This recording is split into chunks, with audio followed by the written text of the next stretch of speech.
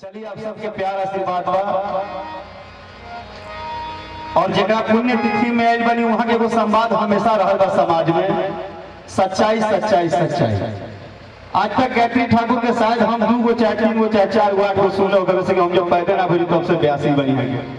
लेकिन जवानी में एनी तो एमपी के जमाना में छिप आ गई ओकरा बाद गायत्री जी के कैसेट खोजाए लागल। लेकिन जितना सुनले बनी हम यह सुनले बनी कि एक एक बात में समाज के रहस्य छुपा रहे। वो जौन भी गीत बोले बड़े पहले बता दिले बनी वहां के कि हां हर चीज हमरा चाहिए। यह सौभाग्य बात हमनी गायल बनी जा और एक शामिल बनी जा। धन्यवाद पवन राय जी के जे कि हमनी के सिनेमा में हर जगह दिखावत है कि समाज है लेकिन इहो समाज एगो है एगो दामाद अपना ससुर के पुण्य तिथि करावा इहो समाज है।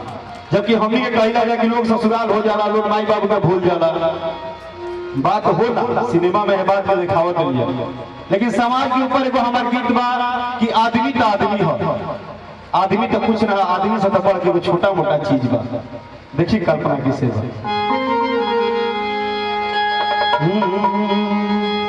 हर जे जैसन कैले बा वैसन पहले बाटे दादी कि नीम लगा के आम के हुआ खैले बाटे दादी कि जे जैसन कैले बा वैसन पहले बाटे दादी। हर की अब कैसन आई समैया बता दी कि अब कैसन आई समैया बता दी कि आदमी सुनी मन चिड़ैया बता दी कि नीम लगा के आम के जैसन पहले बा वैसन पहले बाटे दादी